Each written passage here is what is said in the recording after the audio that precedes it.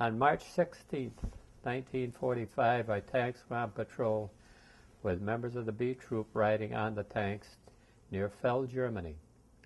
The mission was to capture the top of a hill position effectively called Shrapnel Hill for the pounding it had taken for several days.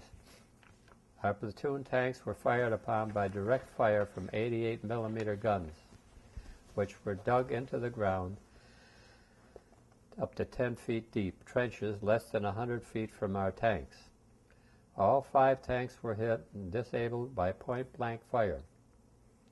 These were artillery pieces that were being used as anti-tank weapons. Although my tank managed to turn around, it was hit in the rear engine compartment and was completely disabled. I was injured in both legs but was able to walk. I grabbed my carbine and crawled under my tank to cover the retreat of the rest of the men who were uninjured and the rest of my crew as they ran for safety. After surprising and killing several of the enemy and about to run out of ammunition, I heard someone calling my name for help. It was one of my good buddies, Walter Coleman, who was seriously injured. In fact, he had one leg blown off, and the other leg was just hanging on by the skin.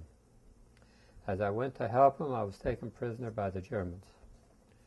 The Germans assisted me in carrying Walter into the woods on a stretcher, but it was necessary to cut off the other leg to do this. He was bleeding profusely in both legs, and there was little we could do for him, but he asked me to reach into his pocket where he carried a little prayer book. I read to him the 3rd Psalm, and then he died. When I learned one of my captors was from Poland and could speak both Polish and German, I was able to communicate with them in Polish, as I am from a Polish family. Since they did not have any first aid supplies, I talked them into letting me go into my tank, which was still burning, and get a first aid kit and a 5-gallon can of water. I then went and assisted the 2 other prisoners, Chester Senegalski and Walter Drobik, who were both badly wounded and were prisoner of wars as well. I cleaned and bandaged Walter and Chester's wounds and stayed with them until it started to get dark. I also had a chance to clean and bandage my own wounds in my own legs. I was then ordered to retreat with my captors, and I said goodbye and good luck to Chester and Walter, who were left behind by the Germans, because they weren't ambulatory.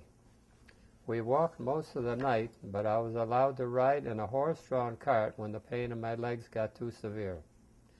I tried to walk as much as possible because of this extreme cold. Actually, this was one of the coldest winters they had on record in that part of the world right now. And walking helped to keep them warm. I might add, the enemy had no gas-powered equipment. Everything was pulled by horses, and we were apparently a part of a mass retreat to the Rhine River. When I slept, there was a soldier on each side of me. I was provided with 1 meal a day consisting of a bowl of what they call soup, and if you were lucky you could find a piece of potato in it, plus a piece of dry, dark bread and a cup of coffee. Wheat coffee, by the way. During the day, we were repeatedly strafed by U.S. fighters' planes, which were as frightening to me as it was to our captors. For several days we marched toward the Rhine, and as we walked I explained the advantages of giving themselves up, how well the German prisoners were treated by the Americans with good food and clean quarters. I argued that their situation was hopeless, and why lose their lives on a futile situation? My Polish soldiers would relate the arguments to the Germans. I had asked the Polish soldier why he was in the German army, and he told me the Germans took over Poland first thing, and they were given a choice. You either join the army or you were going to be sent to a concentration camp. He decided he might have a better chance to get something to eat and care in the army, so he volunteered for the army. I finally convinced them to surrender, and we turned around and headed in the opposite direction toward our lines. At this time, we were about 83 kilometers from the east of Trier. Whenever we met other German soldiers going the other way, my captors would hide me in the middle of the group, which numbered about 16 men.